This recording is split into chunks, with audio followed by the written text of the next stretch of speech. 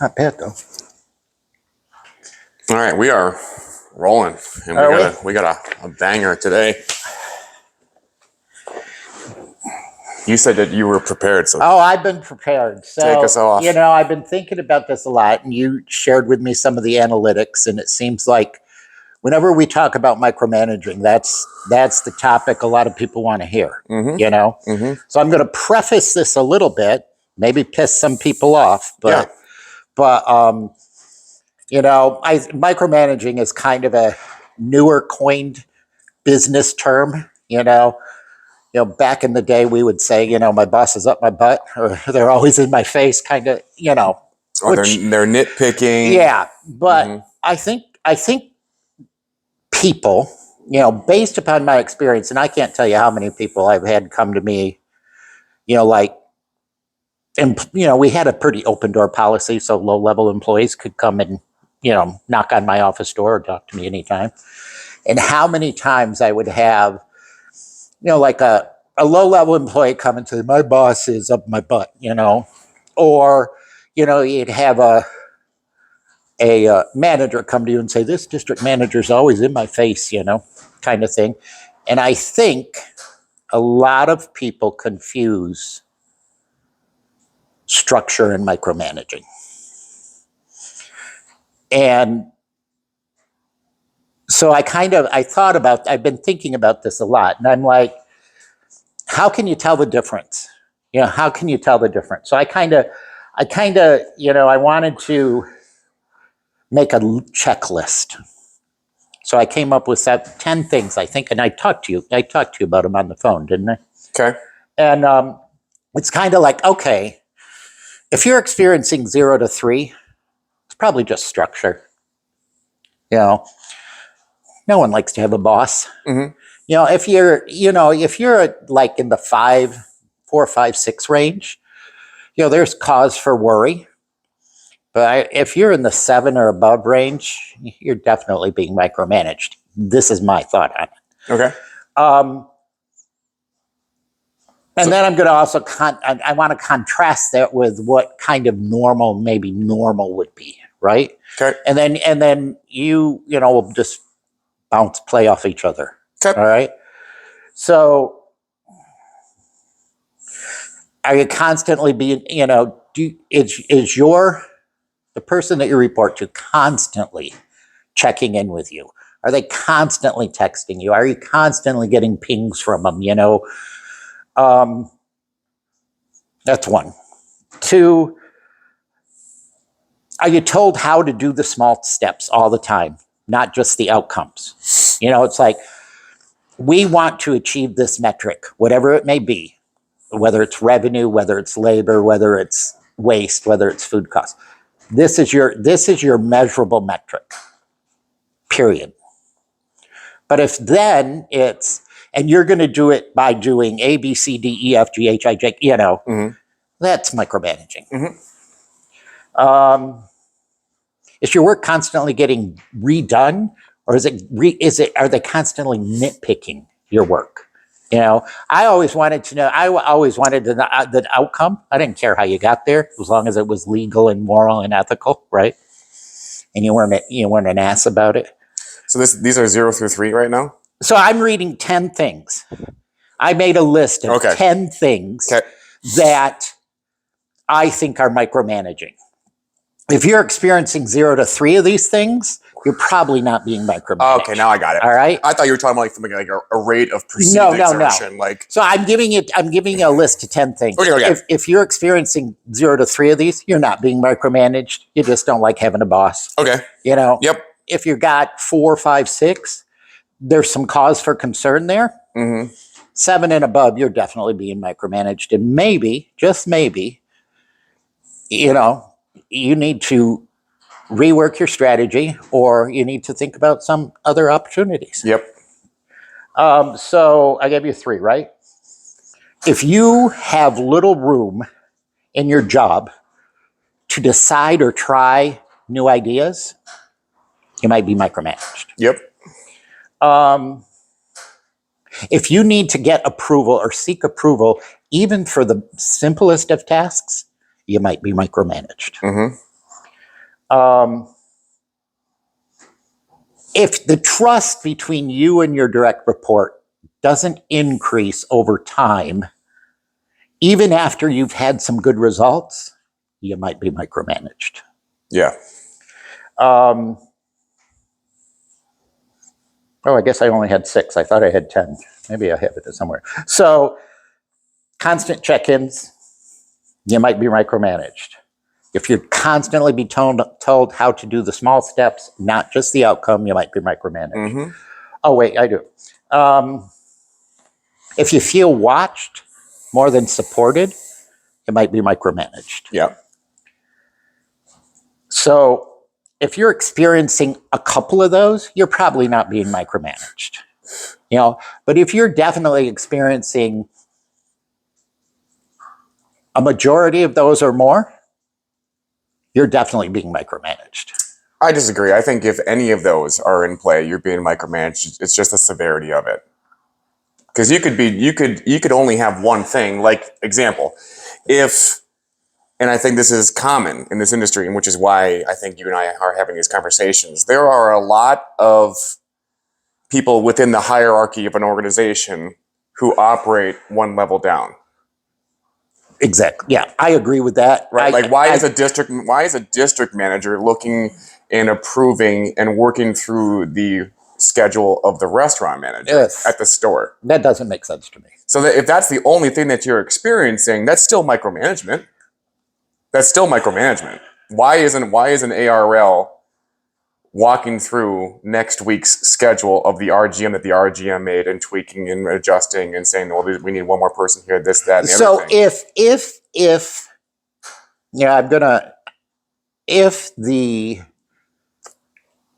If the district manager Mm-hmm. is coming in and saying, let me see the schedule, that's not micromanaging. No. If the district manager comes in and says, let me see your schedule, looks at it and says, I want you to move this person from here to here, put this person there, Yep. and move that person around, and let's have, instead of having 5 people, let's only have 4 people here, and from 1 to 7, you need to do this. That's micromanaging. But for them to come in and want to see the schedule, that's definitely not micromanaging. No, that's fine. But I'm saying what I'm arguing is the latter, coming in and saying, well, this needs to be here. Let's have this person come in at this time. I want another person during this day part and all those things. And then the worst part of it is then they're not the ones who are held accountable if the labor is off that way. Right. That's a problem. So a normal operating to me is mistakes are used to teach. Trust grows over time. You choose how to do the work. Yeah. That's a biggie to me. Mm-hmm. You decide how to do the work. You're given the goals, you're given the objectives, you're given the KPIs, you're given the metrics, whatever you want to call them in your brand. Mm-hmm. You're told this is your labor percentage. Yep. Period. Your labor percentage is X. Mm-hmm.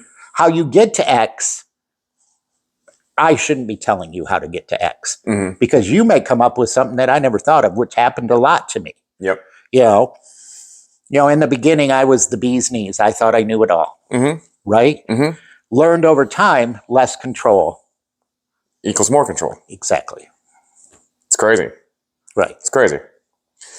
That's a big one for me is if people are operating one level down. Right. That's crazy. Because then you're just doing that job for them. And then what am I? Am I just just an extremely overpaid food champion? That's fine. But then if you're going to strip my autonomy away from me to do the job that I've been hired for, then don't hold me accountable for it. And look at patterns. Don't look at one bad day. Everybody, including me, as you know, I had a bad day. There are times where I would go in and you could definitely say, oh my God, David's micromanaging me. But it wasn't a pattern. Oh my God, I'm stressed out about this store and da-da-da-da-da, or I'm stressed out about this region or this territory. Boom, I'm there. Yep. I'm in your face, but Mhm. it's not a pattern, Yeah. and I think, I think that take a deep breath. If you're an employee or you're feeling like you're being micromanaged, take a deep breath and evaluate it. Try to take the emotion out of it and evaluate it. Hey, is this a pattern with this person? Is this like every week kind of thing? Or is this, I think you've seen me when I've been pissed. you have to see if it's a pattern. Then also you have to do some more investigation on your side, metaphorically, not literally, in terms of, is this person the micromanager or is the person above them the Right. micromanager? And if that's the case, then you'll be able to afford the person who's micromanaging you more grace, because it's just shit rolling downhill. Oh. It's not that person. But regardless, you might still want to start looking for some opportunities. But here's the thing that I think a lot of people maybe don't even know, David, and maybe, again, that's why you and I have these conversations. How much micromanagement in this industry do you think is unconscious? Oh, a big percentage. Do people even know that they're being controlling? Do people even know that they're micromanaging? One of the things that I did a thought process too of, am I a micromanager? Mm-hmm. And I made a list. I don't think I'm a micromanager, but am I? Maybe let's go through a thought process, and I made a list of, can you answer yes or no to this question? And if you can answer yes to a lot of these questions, you're a micromanager. May not realize you are, but you are. So you want me to do that?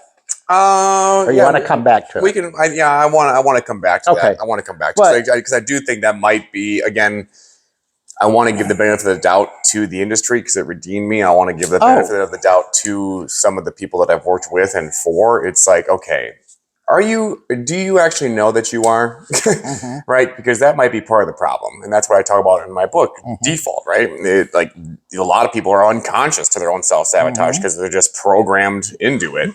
Are you true? Do you not know that you're a micromanager? Well, then maybe we need to. Yes. So let's answer. Let's ask those questions. I think that if you want to be a good leader, you have to be humble. You have to have a lot of self-introspection, self-reflection. Mm-hmm. Constantly have to be self-reflecting, right? Mm-hmm. Because I'm like, okay, David, let's do the, let's stop. Am I a micromanager? Well, what page did I put that on? Last one.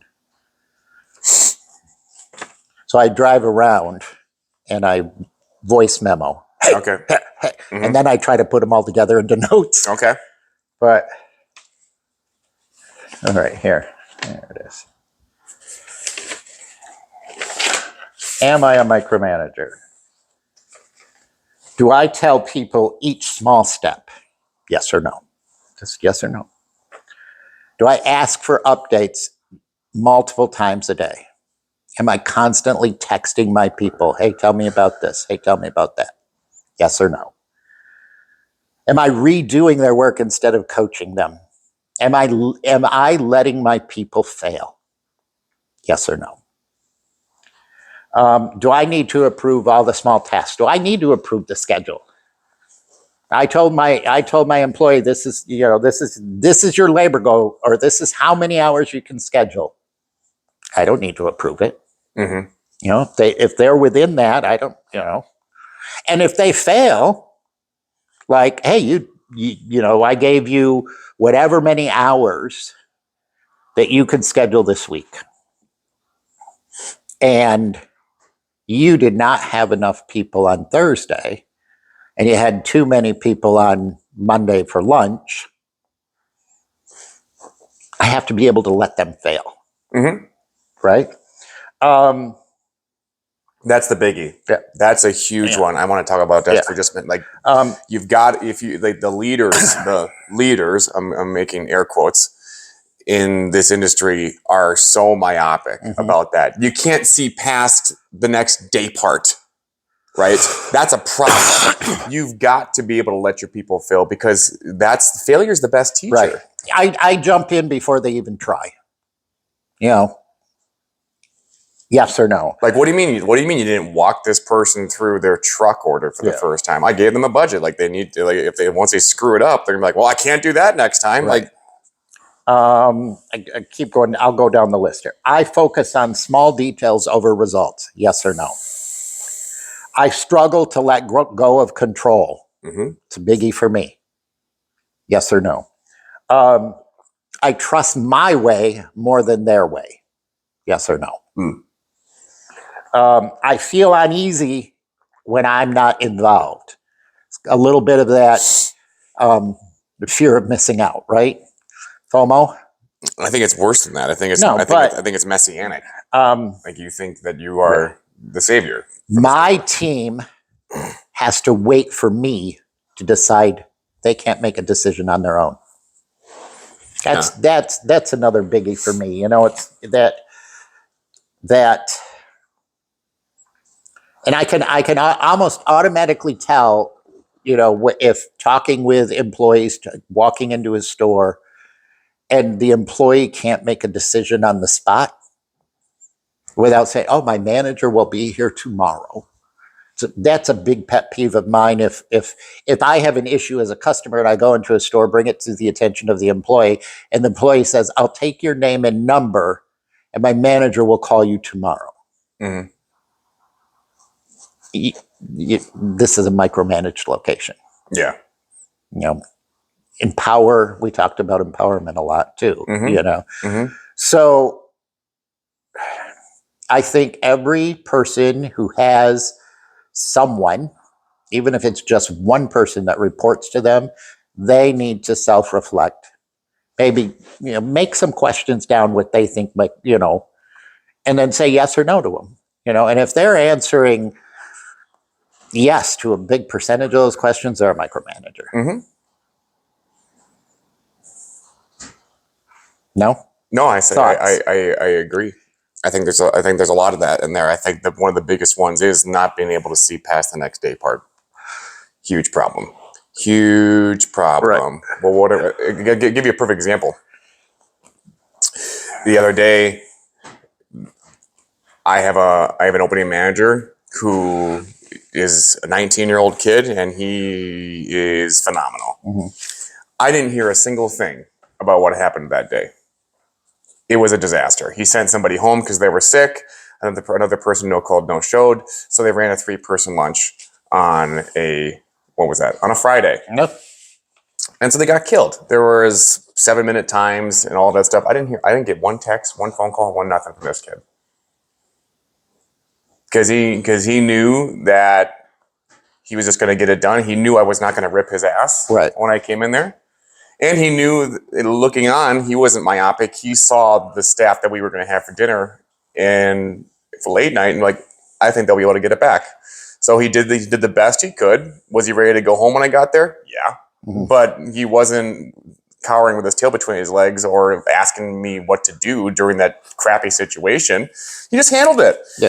And so this is something I've been thinking about. He owned the results. Yeah, and he knew I wouldn't be. He knew I wasn't going to get mad at him. He owned, so that I wrote these are things I just jotted down. Do you feel free to do your job? If not, that's a problem. Do you own the results? And then you kind of mentioned that with the scheduling thing. If I'm telling you, you are responsible for X percentage in labor, and then I come in and do your schedule, you don't own the results. Right? But if you're being held accountable for them, then you're being micromanaged. Then you're going to be micromanaged because I'm still going to, it's like, I'm trying to think of an example, but it's a no-win game for the person who's being micromanaged, because if it's good, it's your success. If it's bad, it's my failure. Right. You don't own the results of the schedule. You're held accountable for the results, but you don't own the results. Or if I tell you, hey, Hunter, you have X amount of hours to schedule this week based upon historical data, blah, blah, blah, blah, blah, right? And you write out a schedule and you tell me, I say, hey, how's your schedule? And you go, yeah, I stayed within the hours. Great, okay. Now, if a shift falls apart, you own those results. But if I say to you, you have X amount of hours to schedule, I ask you, how many hours did you schedule? You said, I stayed within the number that you gave me. Mm-hmm. And I say, let me see your schedule. And I start marking it with a highlighter or a yellow pen or moving people around.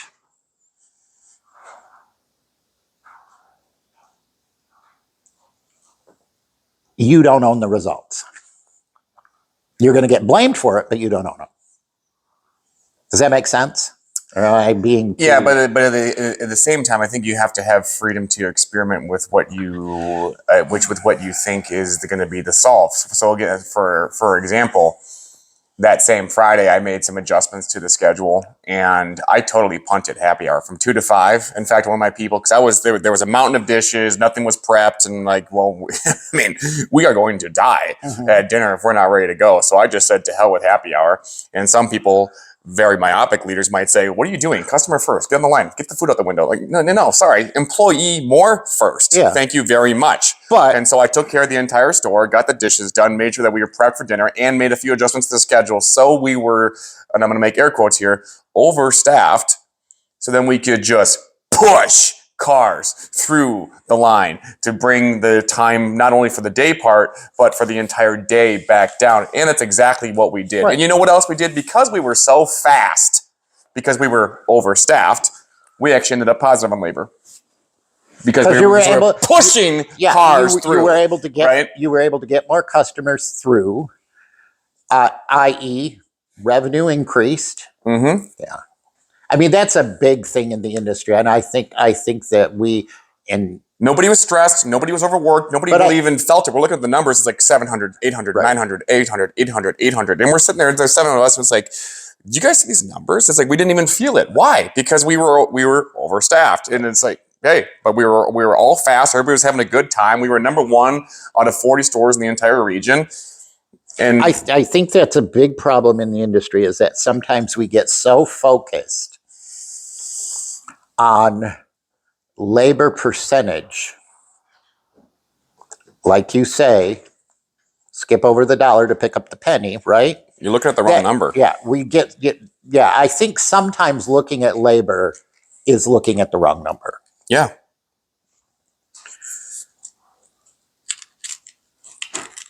You're not. So another thing that I thought about was, we talked a lot about how can I tell if I'm being micromanaged? How can I determine if I am a micromanager? Mm-hmm. So what would normal look like? What does normal look like? I think normal looks like the way that it looked when I used to work for you at Subway. Yeah. We have a meeting once a week. Right. And we talk about the numbers and what we're going to do to move forward. Like what worked, what didn't. Right. Clear goals and deadlines. You choose how to do the work. Mm-hmm. Check-ins are, this is what you said. The check-ins are set and spaced out. Mistakes are used to teach, and trust grows over time. I mean, one of the first things you said to me in one of our very first meetings when I told you, or when you appointed me the manager at the store down here, was you said, you and I are not going to be talking about how to make an 18, mm-hmm. which is an Italian BMT. Right. Like we're not, you and I are not going to be talking about that. That happens. There's enough posters in the store to tell you how to make it. But I'm saying, right. In a micromanaged environment, that happens. Mm-hmm. You get ARLs to come in and show you how to make certain items. Yeah. If it's a brand new sandwich, what are we talking about? If it's a brand new item on the menu, I don't even know if I ever did that with you. Like, here's a brand new item on the menu. I'm going to come in and show you how to make it. you had enough information out there at your fingertips that you didn't need me to come in and tell you how to make it. Yeah. Right. So yeah, I don't even think I did that with brand new menu items, did I? No, and I think that's another huge miss in this industry is the focus on that. I really do think so. I especially because it's fast food. I mean, I think in a lot of ways, micromanagers in this industry try to get their people, their service, their store to act like a full service restaurant. I mean, there needs to be formulas, especially in QSR. There has to be formulas. But also know who you are. Right. You're a quick service restaurant. Stop trying to act and appear to be a full service one. That's not the narrative is totally lost at that point. It's totally lost. It's totally lost. Yeah, but we talked about this before. Quick service restaurant. And the point of conflict is between the quick and the service. Right there, that where those two meet, that's that's where you have to rely on your manager to find the balance between that. Yeah. Between quick and service, just circus and a morgue. Yeah. Like some of the things you're doing that I think are so phenomenal.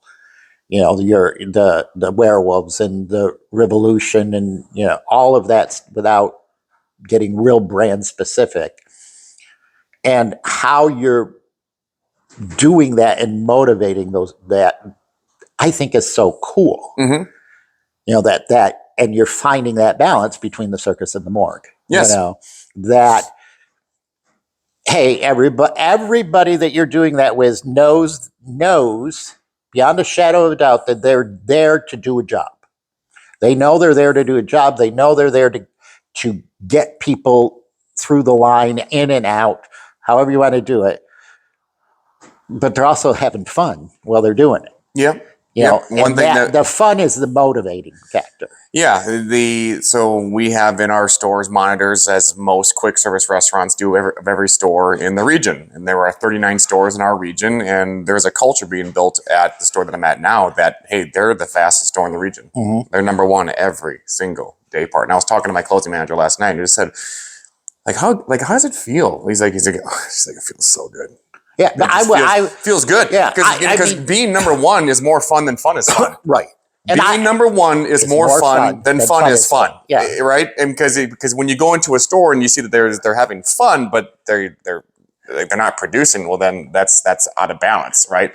But when you're number one, then it's like that's a good time, and then you start being werewolves. And so when Jared talking about being a werewolf, like, one thing that I do with my stores, whichever one I'm at, is I see the biggest problem and I make it the cool thing to be a part of. So my first store, we could not control the amount of food cost or the amount of food that we were wasting. And so I took a methodology, stir, scoop, tap, which is how you portion beef. And I made it something cool. And I turned it into a hoodie. If we were able to control beef and that period perfect, then we got them all hoodies. So I took the thing that was the problem and I made it the solution. Same thing with the store that I'm at now. The problem is after 5. We need to figure out what's going on there. And so then I just took the problem and made it the solution. Was the problem they weren't quick enough? Weren't quick enough. Yeah. And so, okay, well, we own the night. And so after 5, there's a transformation that takes place. And so I have AI turn us into werewolves in front of the leaderboard because we're all holding up the ones, and then it just turns us into werewolves, which is a fun thing. Oh yeah. Yeah. The quickest way to turn my eye to a store, it's like when you have a landscape of multiple stores, one of the quickest ways to turn my eye towards a store and say, what are they doing? Was if an employee from another location said, I really want to go work at that store. Oh, really? I really, and that would happen every so often. Someone from 3382 would say, I really want to go work at 45655. And then if I heard it more than once from more than one person, it's like, what is 45655 doing? Yeah. That these people from store A, B, C, D, E, F, G want to go work there. So then my eye would turn to that store and I'd, hey, what are you doing? Is it they want to go work at their store because there's no leadership in that store and they can get away with crap? Or do they want to go work at that store because they have leadership? And this is how, and can I take that, and can I take what that person is doing and duplicate it? That's a hard thing to do. Yeah. Yeah, I think it's a love or hate thing when employees want to go to a store. it is love or hate, and you have to decide as the leader, is it love or hate? Yeah, because I think most of the time, unconsciously, the majority of the people that we serve actually are looking for structure. That I totally agree. Not looking for micromanagement. No. But they're looking for structure. Hey, you're going to show up on time. You're going to do what you're supposed to do when you're supposed to do it. And we're going to have fun doing it. And I'm going to protect you as your leader. I'm going to protect you not only from the boss's boss's boss, but I'm also going to protect you from your fellow coworker. Yeah. Because one thing that a high-performing individual hates is working with someone who's not high-performing. And I also think the inverse is true. If I just want to coast, I'm going to hate working with you. Yeah. And so you'll leave. And that's fine. Or I will try to sabotage you. Yeah. And I think that there's something even more insidious happening in the industry. And that's people who are micromanagers being put in higher positions in the hierarchy, hiring somebody who's just a rock star. And it's like, I want this person to do well, but not better than me. Right. So now I'm going to do everything that I can to stall their success or their next promotion. And that's the really, really big problem. Well, you and I have talked about that before. What's the problem? You and I have talked about that before. One, I think that people in leadership roles need to really look at how they're promoting. Are you promoting because this person is the fastest in the building? Are you promoting because this person has the best customer service? Or are you promoting because this person is going to make a great leader? Because the fastest person in the building, it may not be a great leader, but you just promoted them. Yeah. Right? You're promoting. Or are you promoting because you're afraid? You're afraid that they're going to show you up. Well, then you wouldn't promote them. No. So you're not promoting them. You're promoting someone else over them. So here you've got two people here. Here's a great or you're stalling that person's promotion to satisfy the people that have been promoted to a position that person's trying to get to, so you don't create waves in the organization. Wait a minute, this guy's only been here 11 months. Should we not promote this guy? That might cause some waves. It might stir up some controversy amongst the rest of us. Are we sure we want to do that? That might be the exact person we need to promote, so we can get all you weak people out of here. Right? My position was a little bit different, but I wanted everybody gunning for my job. No kidding. I want everybody, and so I want stores or managers. I want all the managers gunning for the district manager's job. I want my district managers all gunning for the senior district manager's job. Yes. I want all of my line people gunning for the manager's job. And it's the weak manager that doesn't want that. It's the weak leader that does not want all of his team. I was always impressed when someone would come up to me or a manager would come to me and say, you know what this person just told me? They want my job. I'm like, great. You should be, that's good. Yep. Because then that opens up an opportunity for you. And that's the game. Like, why is that so difficult to understand? That is the game. You work yourself out of a job. You've elevated at least one person, maybe even two, depending on who's filling that person's role, who's fulfilling your role. Yeah. It's just, it's such a, Right. it's so I don't understand it. So you sit down and talk to the, when I had an opportunity to, if I was visiting a store and, I'd talk to the people working, what do you want? And they would say, I want to become a franchisee. I'm like, yes, because they're going to think differently than the person that says, I want my 18 hours a week. I want my 30 hours a week. Yeah, because if somebody's in a position like I'm in the store, but they have experience being far above the store, I think way differently. Right. Oh yeah. I do not see past. I do see past. Excuse me. The next day part.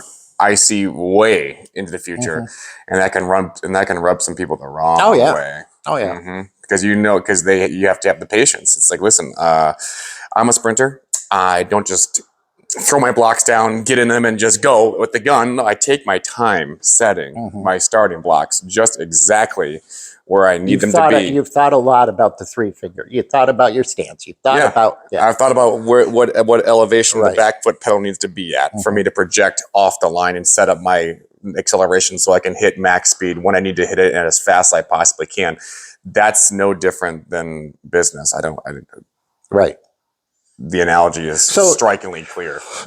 Tell me, because obviously I'm coming from it from a different perspective. All right. And I made out my list. So why don't you give me, off the top of your head, just a thought experiment, 6 to 10 things that if A, then you might be micromanaged. If this is happening, then you might be micromanaged.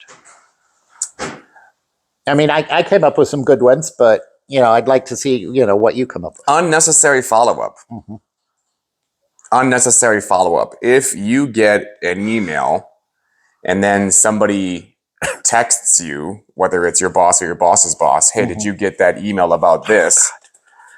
Like, yeah, my email works just fine. Yeah. Right? I wrote down constant check-ins or surprise, constant check-ins. Those, Redundancy. Yeah. Would be another one. Redundancy in terms of, okay, let's say we had a bad day part, right? And then my manager posts the update, which that in itself is micromanaging. Why are we posting updates after every single day part is over? But trust your people to know what to do. If you had a bad day part, trust your to get back on the right track. Right. But then the redundant piece is you post an update that opening manager, that closing manager, whatever the case might be, after lunch or dinner, post the update. There's a metric there that isn't somewhat in line with where the company would want it to be, and so then the ARL or the person they report to chimes in and says, "Hey, work on that." Like, no shit. No shit. Like, that's right. So I think rack and stacks are really good. I don't, but they lose their benefit if you're doing them daily. I think rack and stacks have a great benefit maybe quarterly. But then also give your people that, but also don't talk to your people like they're fucking idiots. And don't, Does that make sense? No, it does. Like, okay, if you we're gonna get a check mark on this one because we're getting really passionate. If you don't make speed if you didn't make speed after 5 o'clock for the day previous, your team ought to know that's what needs to be worked on. And if they don't know it, then maybe you don't have the right people in the right position. No shit. Like it's crazy to it's absolutely batshit and so crazy. That's where you talk about micromanaging versus macromanaging. I was very much a macro manager, maybe almost to a fault sometimes. Like the expression, "I'll give them enough rope, they'll hang themselves." Yeah. Which may be not quite right. But I'm very much a macro manager. Yeah. I want to, so I'm not, okay, you had a bad day, but I want to see how your week finishes. Yep. Or, okay, you had a bad week. Let's see how your month finishes. Let's see how your period finishes, you know? Yep. So that would be one. I would say that. I would say the redundancy. I would say the unnecessary follow-ups. I would say the insistence that everything is treated like an emergency. Oh. Every single thing. Yeah. Right? Yeah. I would also say that having more than, we talked about this last week or maybe 2 episodes ago, about what a priority is. There can only be one. Right. There can only be one. Right. Sorry, you can't have a priority be on cleanliness, speed, high costs, complaints. You can't, if you chase more than one rabbit, you will not catch either. Right. Period. So, I mean, I believe in there being multiple KPIs, not too many, not too many KPIs. I mean, so 3 to 5 KPIs. So these are the 3 to 5 KPIs for a store. What one are you going after first? Okay. That's your one priority, right? So your 5 KPIs or 3 KPIs are speed, food cost, waste, labor, customer service. Right? Those are 5 good KPIs. Mr. Manager, what one of those is going to be your top priority? All right, then hopefully that manager focuses on whatever it is, speed, let's say. Okay, Mr. Manager, you've got speed. Great. I can't believe how quickly you got speed in line. Now we got 4 KPIs. You got speed in line. Of those 4, what one are you going after? Yep. Instead of, here are your 5 KPIs and I want to see all of them great now. Yeah. Improvement on all of them. Now. If not green. Now. Yeah. Yeah. That's micromanaging. Crazy. Yeah. It's stupid. In the part where I have to restrain myself, and it's difficult for me at times because one thing that I always tell my people, I'm not a micromanager. If somebody were to come to me and say, hey, I want to just go after food waste. That's all I want to do. Even though me knowing based on my experience, just my own anecdotal evidence, that's if you just chase speed, all of that would be fixed. Everything follows. Yeah. Everything. But I have to let them learn. No, but to me, that's great. And I would encourage that person. Okay, you are now my guru of waste. Yeah. You're my go-to person. Whenever I have a question about waste, I'm going to you. Talk about empowering. Right. I as the store manager have set the goal of speed.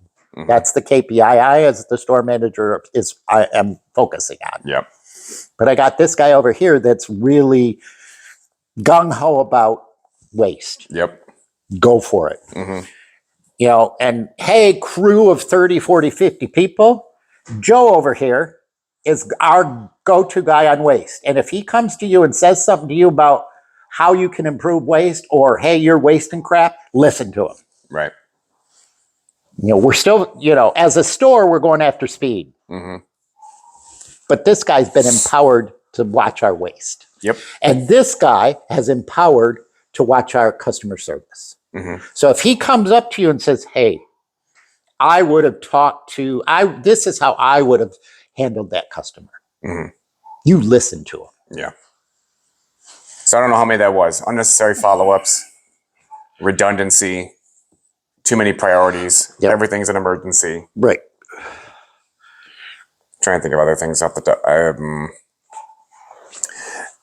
I would say if you're the person you report to is operating one rung down, and that can mean a lot of things for a lot of different areas in the business, whether it's going over your schedule with you and making adjustments with and or for you.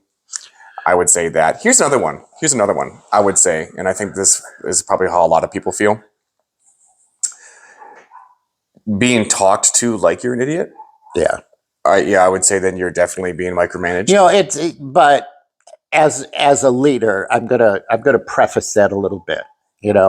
Especially if I don't know my team, right? I just took over my team. Well, then you preface it. So, right. I don't want to insult I anybody's don't. intelligence. Yeah, I don't want to insult your intelligence. I have no idea what you know versus what this person knows. Mhm. So, in the beginning, I'm operating at a fifth grade level Mhm. until I get to know you. Yep. Right. Yeah, the preface is very important. Hey, when I first interacted with you, I didn't know what you had learned Mhm. or not learned, Mhm. right? Mhm. So we did, and there were a couple times where you got mad at me. Mhm. Said, "Don't talk to me like I'm stupid." Well, I don't know what you know, Right. Mhm. Mhm. And I did preface a little bit, Mhm. but yeah, I think that's important, the prefacing part. Yeah. And then there was one more. But once I knew, I'm sorry, Go ahead. once I knew what you knew, then we talked totally different. Yeah. And this would be one that I'm not sure falls under micromanagement, but it might fall under more of culture. But I mean, I think micromanagement is weaved into culture. If you're getting reports from the person you report to about things that you do outside of work, that's a huge problem. Yeah, I mean, we have to, in the QSR industry, That's a huge problem. right? We're fast food, flipping burgers, making tacos, making sandwiches, whatever, So it's a totally different environment, but then my son-in-law is so my son-in-law has to have security clearance for his job, Mhm. And there are eyes on him a little bit more just because of the position that he's in, and he's doing stuff. I think I can. Yeah, I mean, he's doing stuff for the Air Force, and he's making parts for planes. Mhm. So there is definitely, if he posts something online that may be interpreted as, let's say, for example, a terrorist, Yeah. Yeah, his online presence is monitored. Mhm. But in the QSR industry, why? Yeah. Why? If you're a teacher, your online presence may be monitored more than in the QSR industry. If you're, and we're seeing that a lot right now in terms of, there. But there's just a level of maturity that's missing from Yeah, from but ARLs and people in this industry, because you and I have already talked about we don't friend request people that work for us. No. That's stupid. Yeah, because you know what that is? I talk about it in this book. Yeah. So when me and my friend Al would play Texas Hold'em, Right. and he would lose a hand. And so if you're unfamiliar with Texas Hold'em, you get 2 cards. You have to make the best 5-card combination of the 5 cards that eventually come out on the table there. And before there's what's called the flop, there's 3 cards that are burned. And then before the turn, there's one that's burned. And then before the river, there's another one that's burned. So there's 5 cards that are face down in what's called the burn pile. And what this guy would do, and I always made fun of him for him, just like, dude, what are you doing? You're looking for disappointment. Those cards were never, ever in play. He'll look through the burn pile and be like, oh, there was the card I needed right there. It's like, well, you never would have gotten it because it got burned. Right. That's what we're doing when if you're an ARL or a restaurant manager and you're friending somebody that works for you, works under you, and you're staying up to date on what they're doing outside of work, you can interpret and sort of self-prophesize something that was never going to happen, but you looked into it as such, Right. because this person's experiencing something outside of work. Well, what's going on with that person? Is this person going to leave? Does this person hate me? I should probably have a one-on-one with them and talk to them about that. And be like, what the fuck are you doing? We're trying to watch our Well, no, it's a problem. No, it's a problem. We need to talk about it. I was commenting about your word. I know. Your language. I know. But I mean, it's something that you're passionate, and I agree with you. I mean, look at the industry that we're in. Mm-hmm. We're in the QSR industry. Mm-hmm. We're not in the healthcare industry. Right. That if a nurse made an online post about, if nurse made an online post about, I'm not going to treat anyone who's a Republican, Right. then that nurse should lose their job and their license. Mm-hmm. in the reverse, if I'm a Republican and I'm a doctor and I said, no Democrat better cross my I'm not going to treat a Democrat, I should lose my job and my license. Right. Different criteria for different positions. But if we start treating fast food as if it was a teacher or a lawyer or a doctor, then we got to, we're nuts. We got our screws loose. You're endorsing and creating and perpetuating a culture of toxicity. Yeah, but I mean, that. It's crazy. It's crazy. And the fact that if you have people that report to you that are texting you somebody else in your organization's TikTok videos or Instagram reels, and if your response is nothing short of, why are you sending me this? Then you're endorsing it. So the only time that I would probably make a decision about someone is if they were hurting the brand.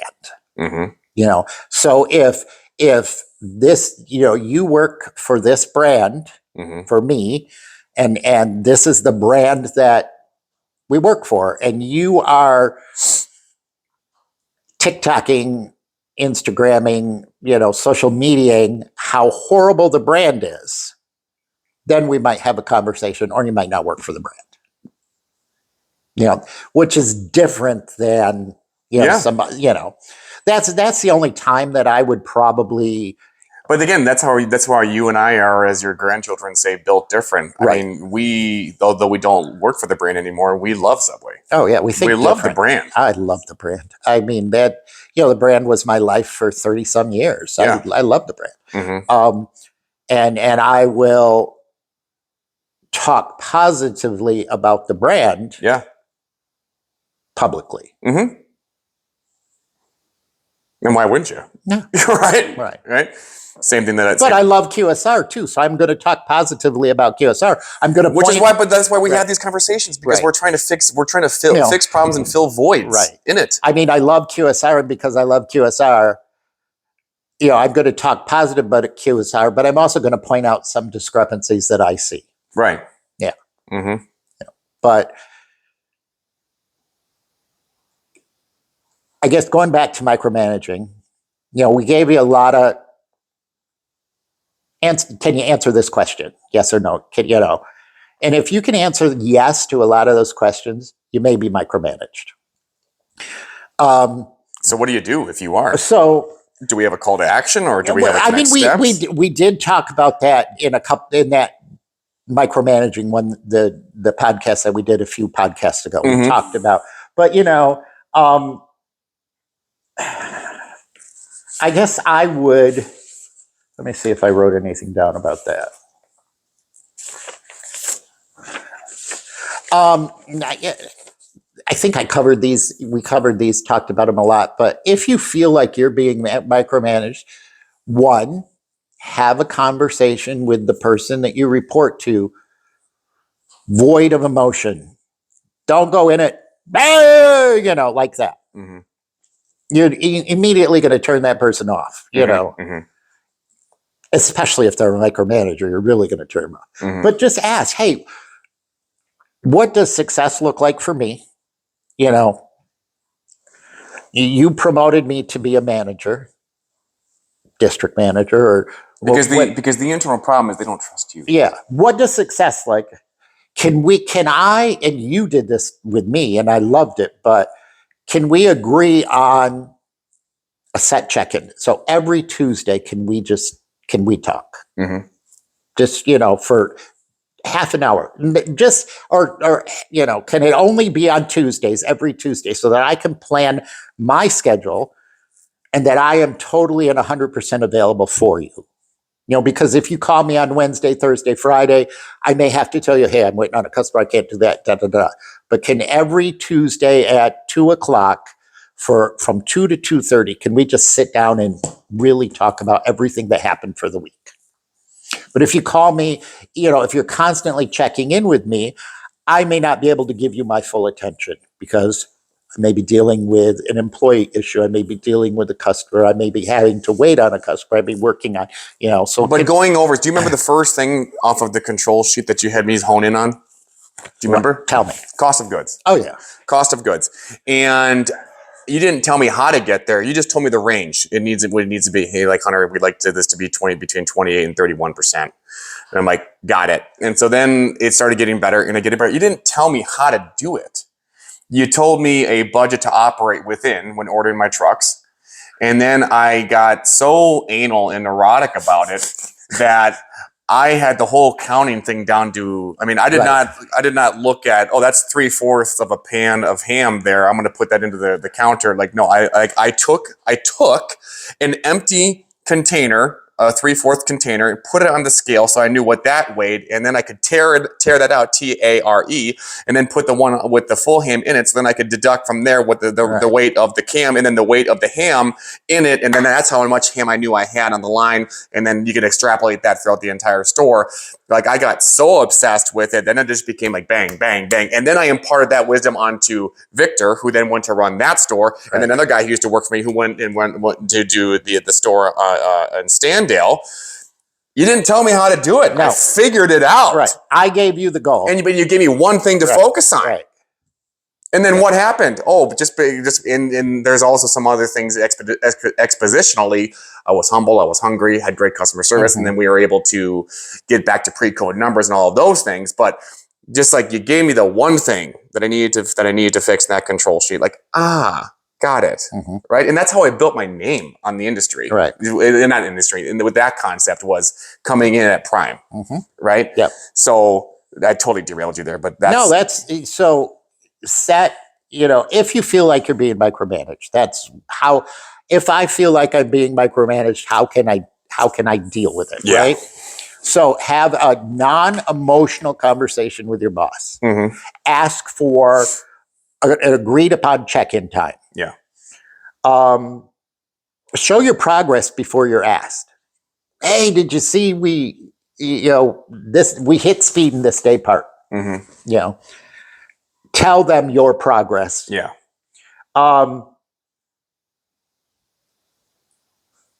You're going to earn space through results. You should earn space through results. Earn results through space. Earn space from being micromanaged through your results. Okay, I'm thinking from the ARL standpoint, because if you give them space, you'll earn results, but then from bottom up, you'll earn space by the results you get. Yeah. So if you're being micromanaged, have good results, that should earn you some space from them. Yes. Right? Yes. Should. Now the last thing I wrote down, and this may upset some micromanagers, and this may upset some employees. You've done these 4 or 5 things, right? Ask them what success looks like. Hey, what are you looking for out of me? What do you want? What's my number one priority here at this location? Okay, I know what success looks like. So, like me telling you, I want your food costs between this number and this number. Okay, that's what success looks like, right? You and I met once a week. What, half an hour? Talked, right? So we had an agreed upon check-in time. You would tell me, hey, you would call me on the phone sometimes, or you would send me a text. Hey, we just pushed this many people. We just made this many sandwiches this hour. You shared your success. We just hit this. Without me prompting you, you would share your success, right?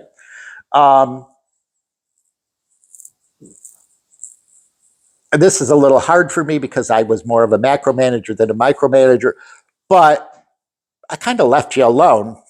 The more I knew you, the more I left you alone, almost to the point that you said, David, are you going to come and visit me? Right? So those 4 or 5 things, try that with your micromanaging boss. The last thing I'm going to say that's going to piss people off is, if you tried all that and you still feel like you're in the weeds, move on. Walk away. Yeah. If the issue then is not you. No. The issue isn't you then. You know, so the first 5 things that I told you to try, maybe you're the issue, you don't know. Mm-hmm. Maybe you're being micromanaged because trust, they don't know you, whatever. Right. All right. Mm-hmm. But if you've tried all those 5 things and you still feel that issue is there and there still is micromanagement, then the issue isn't you. And you need to think about moving on. And you might be in such a toxic environment that they're actually wanting you to leave. They just don't want to fire you. Oh, what do the Japanese call that? Window sitting. It's tall poppy syndrome. You're a star. I'm the person that you report to. I don't like you having all the success that you're having and causing a stir amongst everybody else that reports to me, so much so that if I promote you as quickly as you should be, even though you deserve it and you're performing as such, I'm not sure how that's going to look for everybody else who reports to me. And then I'm starting to get insecure about my own leadership because you're one hell of a leader. I'm just going to stifle you and punt your promotion with new objectives and things in your path. You've got to get the hell out of there. Yeah, get out, or, I mean, that's the bad leader. The good leader is... That's not a leader at all. No, that's not a leader. But the good leader then is going to try to find something, I think about this a lot.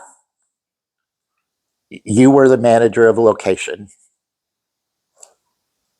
Turned it around. We had some great successes there. And then you came to me and said, Hunter, I'm bored. David, I'm bored. Yeah, well, bored. Hunter came to David and said, I'm bored. And I'm racking my brain. What can we do? So, it's like I had other managers that have been with us for a lot longer than Hunter, So I'm like, okay, you want to take over 2 stores? Yeah. Okay, now you're an MUM. That's the good leader. But the tall poppy syndrome, I think that a lot of people in our industry are scared of being made to look bad. Where I took the approach that you should be happy that everybody's gunning for your job. Yeah, and then also like kind of grow up. Right. Grow up. If a high performer is having meteoric success, then maybe you need to do a better job. Right. You need to do a better job, or you need to maybe humble yourself and befriend that person. Yeah, reward them. Reward their success. Don't try to undermine their success. Reward their success. So, and the other thing that really upsets me that I see people do is promising people that report to them something that's not within their authority to promise. Yeah. That really upsets me. There's a great way to ruin trust. Yeah. And I'm your boss. Hey, Hunter, we're going to promote you. You're going to be promoted. You're getting promoted. You're going to become this. Mm-hmm. All you got to do is achieve X. You're right. I have no authority to promote you. Yeah. But I'm promising you're going to get promoted. That upsets me when I see, and I've experienced it where a store manager would tell an employee, I'm going to make you a store manager. You're going to become a store manager. You don't have that authority to make that person a store manager. Mm-hmm. Their district manager does, or their senior, that's not within your authority. And you promised it to that person. I think that happens, but I also think, again, the more malicious thing that happens is when you dangle that carrot in front of the high performer and they get it in way faster time than you thought. Right. And now everybody else that you have in that position that high performer wants to get into is thinking like, what the hell? Like what? Like this guy makes us feel uncomfortable. And now you take another carrot and be like, oh, okay, no, this one.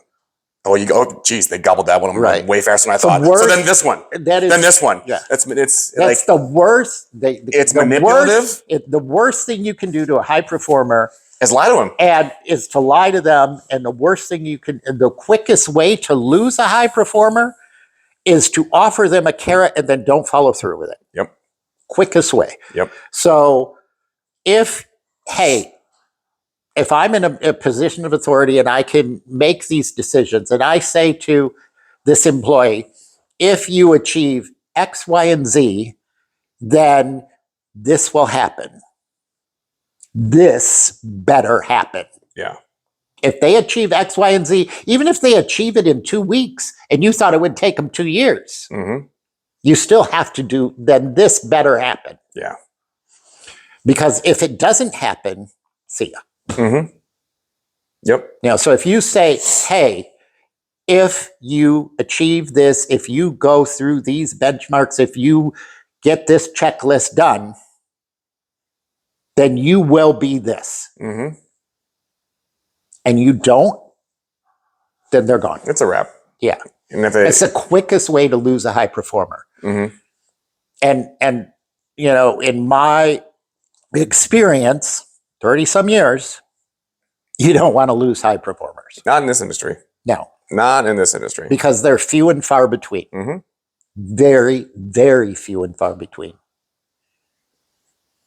So with that, if this resonated with you, we love the feedback that we've been getting whenever I go on TikTok. That one clip keeps going up by 5,000, 10,000 views. So if you guys want more micromanagement specific content, I do read the comments. So please keep them coming, and that will guide us for further conversations that will help you guys. And in the meantime, share the show, follow us on LinkedIn. 5-star reviews. 5-star reviews only.